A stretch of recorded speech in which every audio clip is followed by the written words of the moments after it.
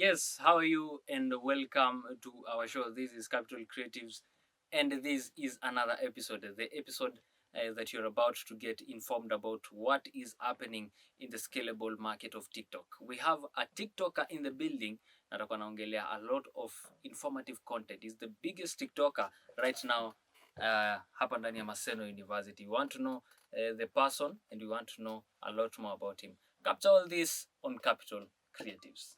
And right about now, let's dive in.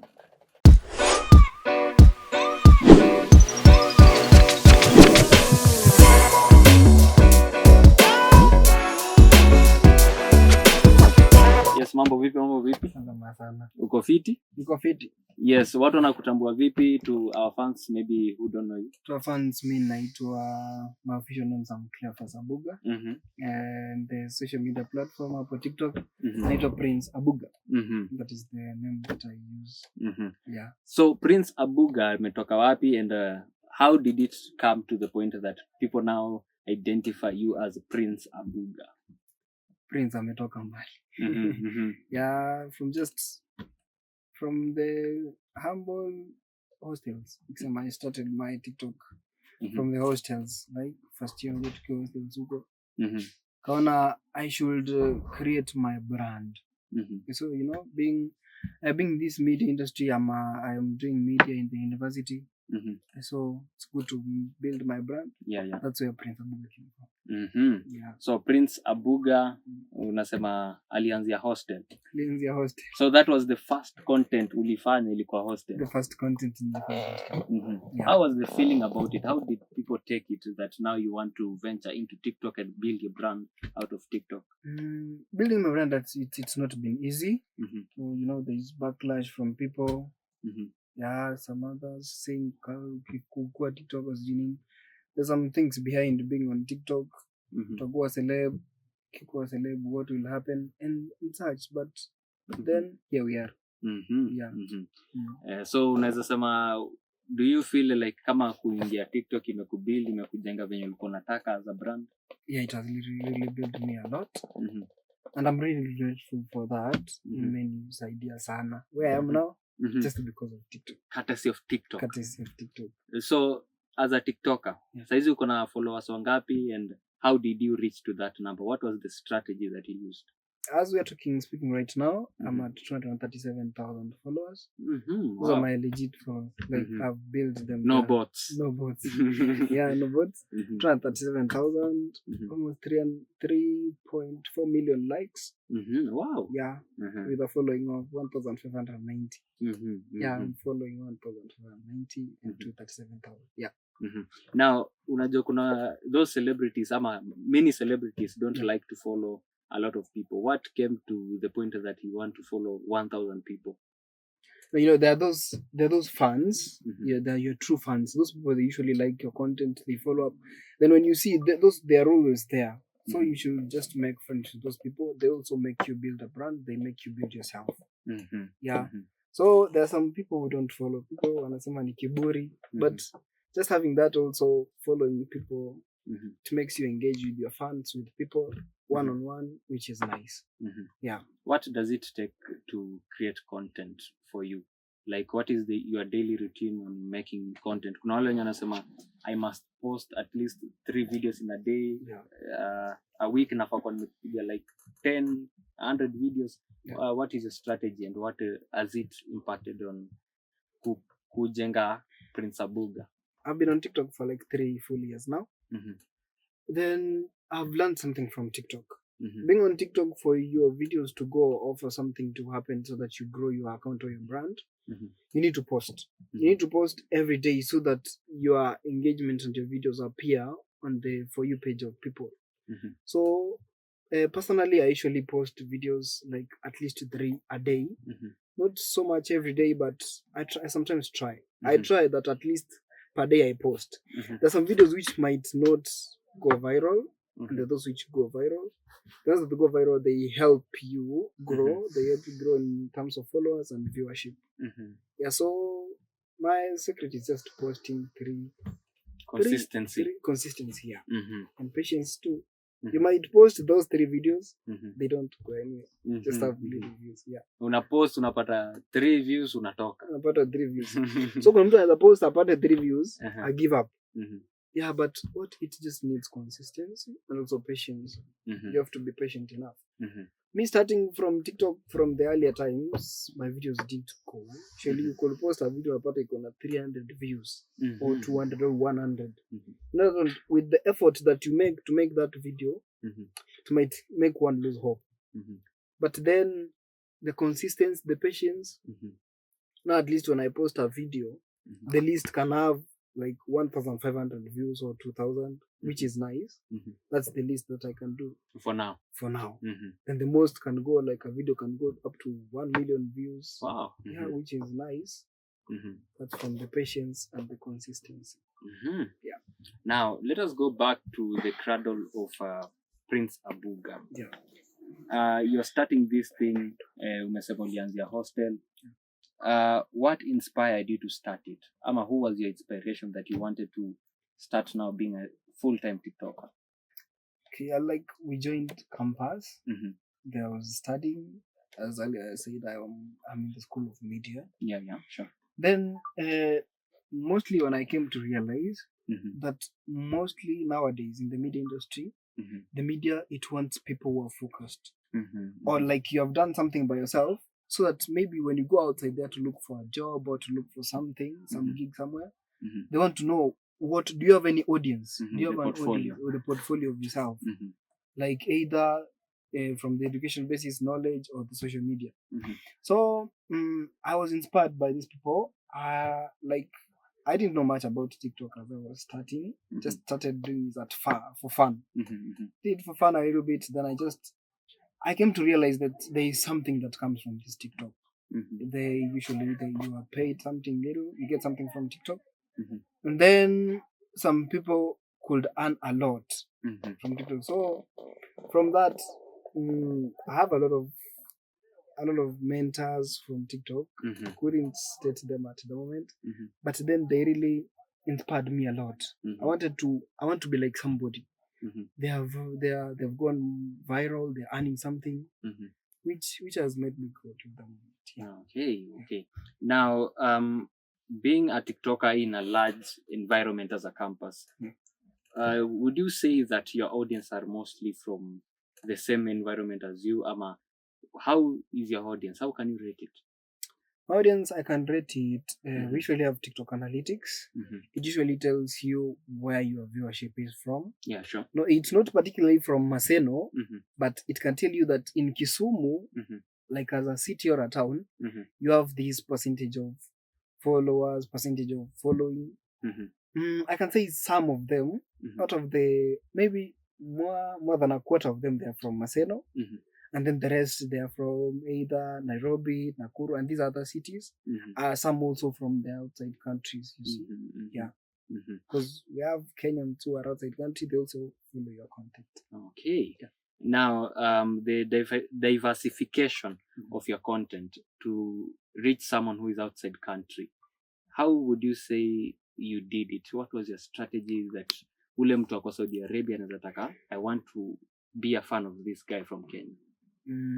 Mostly, before you do content, you have to look for, I do lip sync they call it, just singing from these other songs.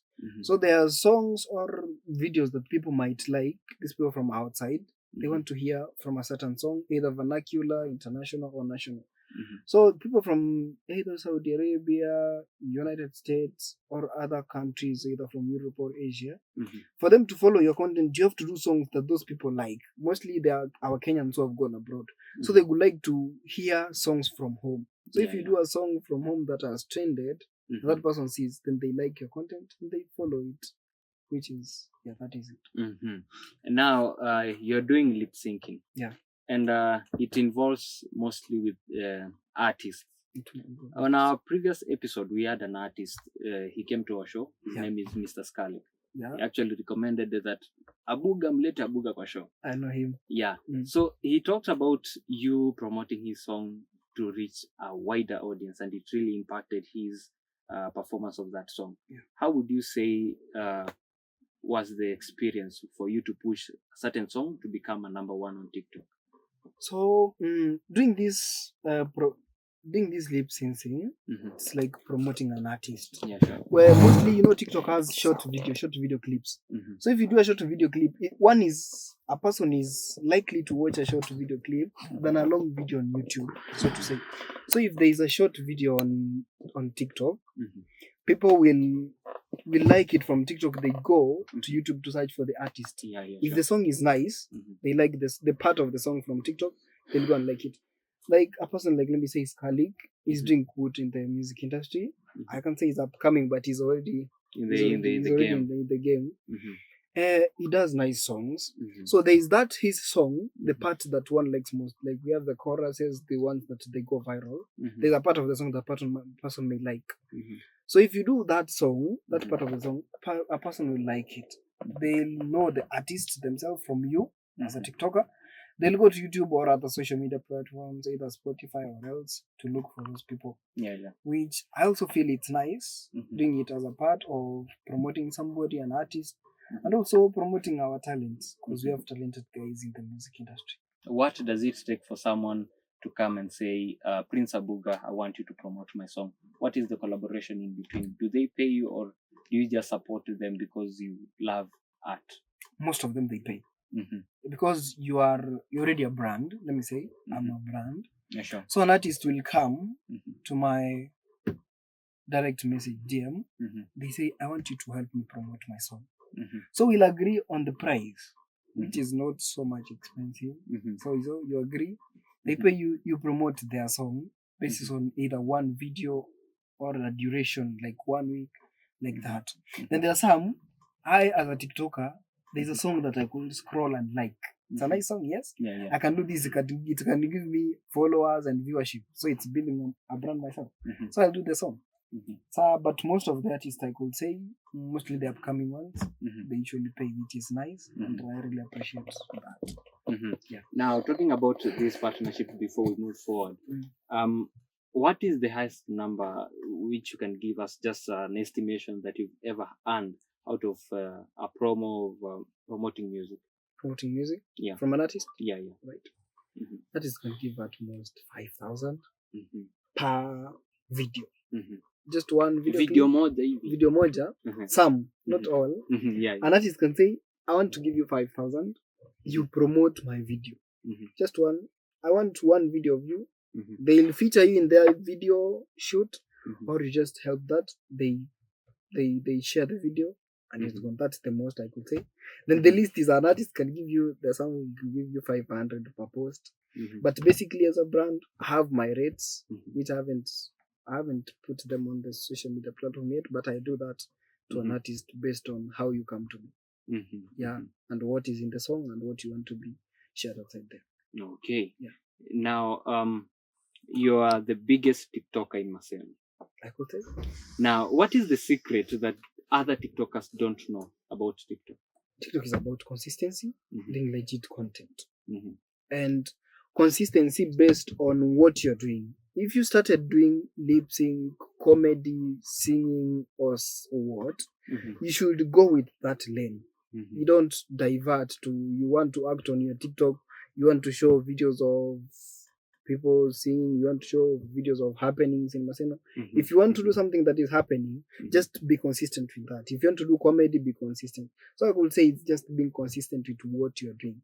Like I've been on lip syncing, I've never changed. Or I go to comedy or acting on my TikTok. That one will divert the followers, or it will slow your viewership. Yeah. Now, you've talked about having brands come and pay you to do something. Yeah. What is any, or maybe the biggest income that you get out of TikTok? TikTok has a lot of money. There's a lot of money in TikTok, I could say. It's just a matter of you looking for it. Then some connections, currently Kenya. Connections, muhimu. Yeah, so some brands, they look for TikTokers or influencers who could make them market their brand or stuff, which is nice. So I could say the highest I've earned from a gig, like 1 gig per month, just 60,000. That's the 60. most I can say. Yeah, the most. 60, that's based on I want to market a brand for some months. For a month or so. Based on the agreement you make with the brand. Yeah. Okay. Now let us move aside from the TikTok world of making money and whatnot. Now, your relationship with other TikTokers. We've seen that you've been doing content with the Lindsay Kababa. Yeah, Kababa. Yeah. So, what is the relationship between the two of you? Yeah, that is like a small brother to me. And he's just a nice guy. He's gone far in the music industry. He's like 1.3 million followers now. Oh, 1 million is a lot. 1 million is so that means he's doing nice. Yeah. And what I would say also, doing video with these people, it introduces you to their audiences. Their audiences, they want to look for who is this. They did a video with Kababa, is they did a video with Velma or another TikToker around Maseno or around, and they follow you. So I would say the relationship, it's been nice. It's just a nice experience.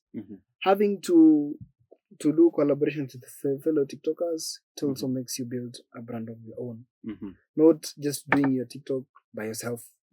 Yeah. Okay, it's about collaboration. Yeah. Now, how did you come to now interact with Lindsay, with Velma? How did you guys came up and now decided that we need to work together? It's a long story, but to cut it short. So it happened that Lindsay was upcoming very well. His content was going viral.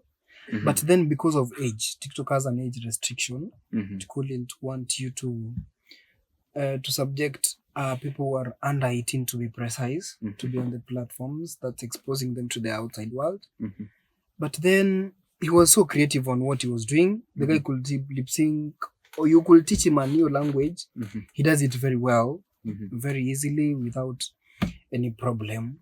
So with the restrictions from TikTok and stuff, so we had to just decide, let's do some either lower content or other content, which is based on Kisumu. So we did it. It went well. The first videos, they really went nice. On everybody's platform, the videos, within some 2 days, the videos were like 1 million views, 2 million to be at most, some 3 million on, let's say, Kababa's account. And people liked that. So it enabled us to be consistent on what we could do, and it has built brands in all of us. Yeah. So the collaborations that you are talking about between you and Lindsay, are they going to happen with other content creators, or is it just in between the three of you guys? No, we usually engage other TikTokers. It's just a matter of time, distance, and everybody being with their activities. We usually involve other TikTokers. Yeah, like when Kababa goes to Nairobi, he moves from Kisumu to Nairobi, he does content with other TikTokers. When he's around, we usually do TikTok content together, and with the rest of those around who could like to do content. Yeah. Now, let me ask you in a space of ethical and about the clean content that you're posting, because looking at your content, it's something that anyone can relate to. Yeah. And anyone can view. Unajua kuna ile you can't watch with your parents. Yeah. Now, what inspired you, or what was the minds behind it that now want to do something that is clean, that will make my brand be associated with something that is very clean? Earlier on we said we are building a brand. A company cannot come to tell you to advertise for them or to air something from their product if you're not doing clean content. I could say there are people who don't do clean content. But then doing clean content can enable you get a brand or an advertisement. As we said, my videos a person can watch with the parents. Yeah, sure. See, they are entertaining. Yeah. They're also informing some of them based on the languages and whatever. Yeah. So I decided, let me do clean content because I'm building a brand of myself as Prince Abuga. It's also good to do content that can educate or entertain people now that people want to be entertained. What is that one project or one item that you did, maybe a song that you did and you ensured that it became so big out of your own effort, that you can say that hii song yenye ilifanya vizuri, it was because I influenced it? Do you say a particular song? Yeah, if you can. There are a lot of songs which I've just gone for, maybe from my account. Most of them, they're done from TikTok. I don't know, I can't recall right now, but there are a lot which have trended. Mostly, me not being a Luo, I should do Luo songs. I do Kalenjin songs. I do Swahili, English, Kisi songs. But then I could say currently, I have a very huge Kalenjin following. That's based on the videos that I do. So it has helped me promote some of the TikTok songs. One I can say is there's a TikTok song that trended. It was Haya Toto Digi Digi Zungusha, the Zungusha part. I did the song jokingly. It really went viral from my sound. It has around 65,000 posts from my account, so which is nice. Number. So I influenced that and some of the songs, which are many. Yeah, that's what I could say. Okay, now you're doing a song that is not your language.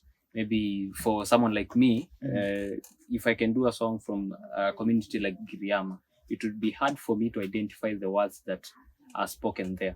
What has made you understand that this is unsafe for me to post on my channel or to even lip sync this one, and I can lip sync from this song? I actually have TikTok followers and friends who are from that tribe. So if I feel like the song might not be good to post, I actually inquire from those people.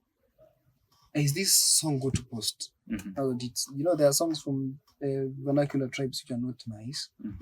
So I usually inquire before I post, which helps me know what I'm posting. Then based on these other languages, to get to do a video from a foreign language, being a Bantu doing a Nilotic video which you're not used to, you have to train. You have to train and learn. So you lip sync well, a person can see that you know that. You know that language. You know that language. Whereas you don't know it. Okay. What is the biggest investment that TikTok has ever brought to you that you got from the income that you got from TikTok, not YouTube? With TikTok, whatever I earned, I actually try to save.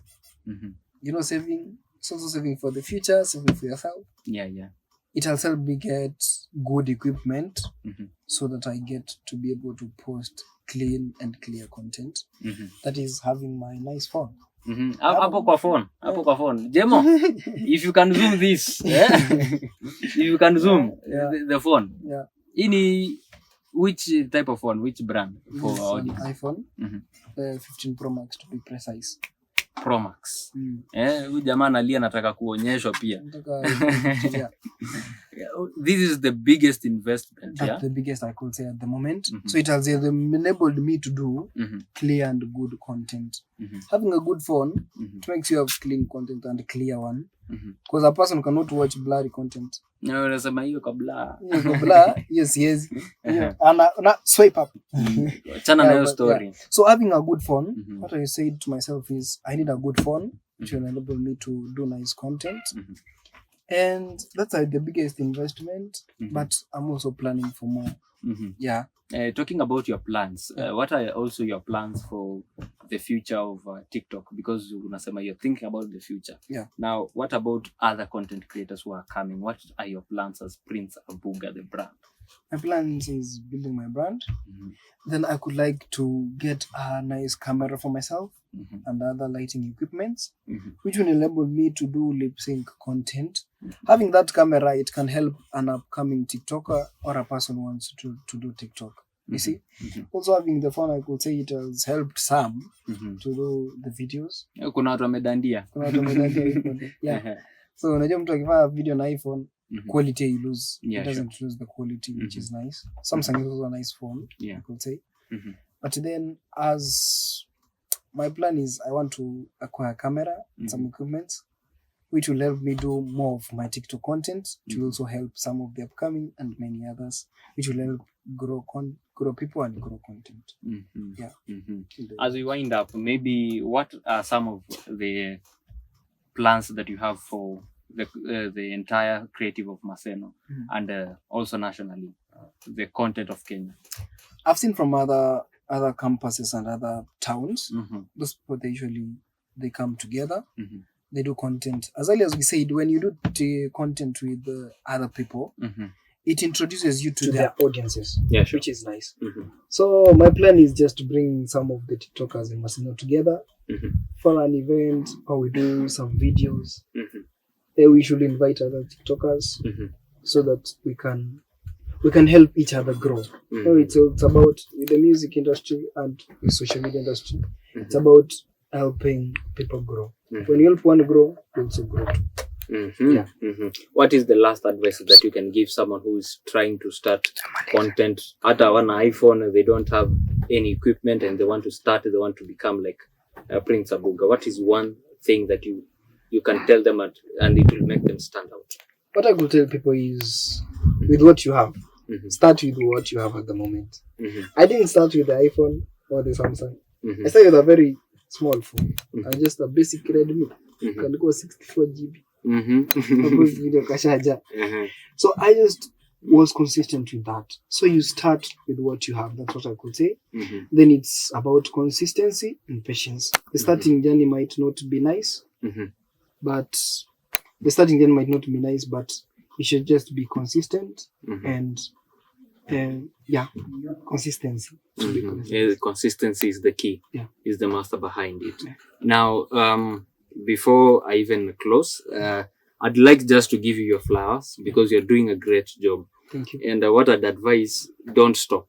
If you have these content creators who are coming up also, it's good that you uplift them. You've said that is the vision that you have. So it's a good thing that you're doing. Okay. So maybe for your followers, maybe you can just tell them where they can find you, and then we call it a show. For my followers, I'm on TikTok. You can search Prince Abuga. You'll find me. And I'm also in the other social media platforms like Facebook, Instagram. I use my official name, Cleophas Abuga. That's where they can find me. Okay. So to all our fans, to all our viewers, this has been a great and an amazing show that we've had here. You've heard from the horse's mouth, umesikia from Abuga, and he has told you it's all about consistency. Nothing else but consistency. You don't know how to see kama Captain Creative, you can be that consistent enough to create a platform or a brand like he did. But obviously we can manage to that point. But with that, we call it a show. It has been amazing. It has been very captivating here at Capital Creative. I've been your host, Washington Odongo, and this is episode 3. Make sure you subscribe, follow, remind a friend to also subscribe and follow for more. We'll come up. By the way, before I even forget, the last show that we're having a surprise artist. A surprise artist that will be here on Capital Creative.